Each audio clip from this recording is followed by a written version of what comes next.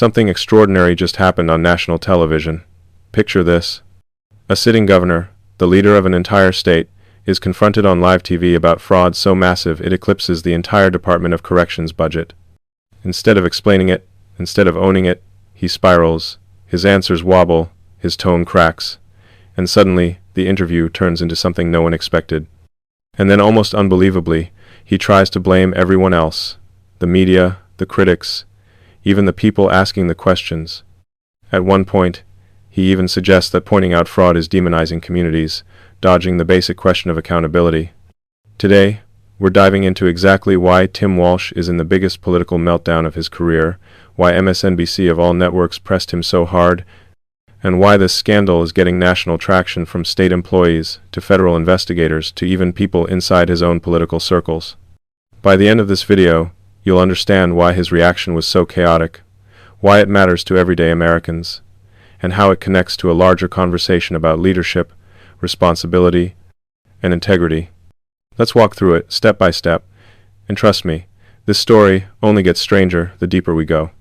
So, here's what happened. Governor Tim Walz sat down for what should have been a routine interview with Kristen Welker on Meet the Press, broadcast on MSNBC.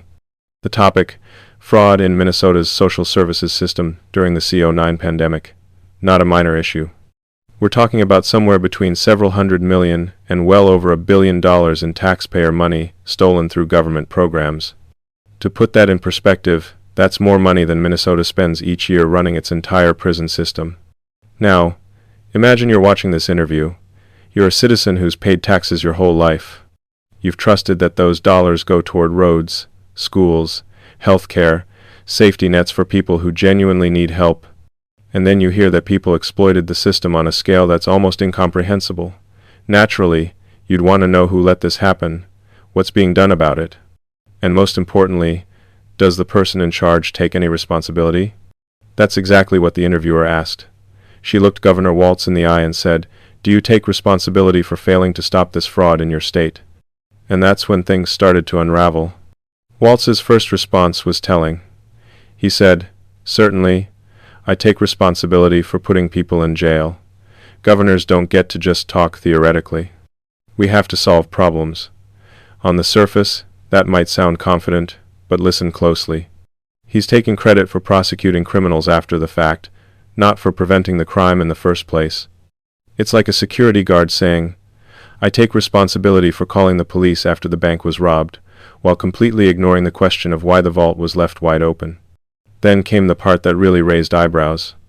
Walz went on to say, "Minnesota is a generous state. Minnesota is a prosperous state, a well-run state. We're AAA bond rated, but that attracts criminals. Those people are going to jail. We're doing everything we can." Now, let's pause here for a moment.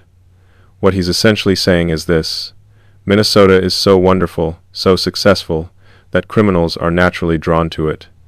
It's almost as if he's suggesting the fraud happened because the state is doing so well. But here's the problem with that logic. If your leadership and systems were truly strong, wouldn't they also include safeguards to prevent that kind of exploitation? Think of it this way. If you left your front door unlocked every night in a safe neighborhood and then someone robbed your house, would you say, "Well, my neighborhood is just so nice it attracts burglars"? Or would you admit, I should have locked the door"? Most of us would recognize that being in a nice area doesn't excuse poor security. That's the disconnect viewers immediately felt. Walz was trying to spin a failure as a side effect of success. And for many people watching, especially seniors who've spent decades managing households, businesses, and community responsibilities, that kind of deflection didn't sit right. Leadership means acknowledging when something went wrong under your watch, not just taking credit when things go right.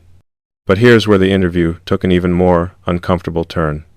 Walz pivoted to talking about the Somali community in Minnesota, describing them as folks who are in the professions, educators, artists, doctors, lawyers, entrepreneurs who bring diversity and energy to a place like Minnesota.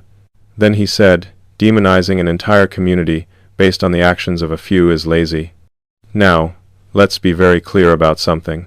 No reasonable person wants to demonize an entire community. But here's the issue.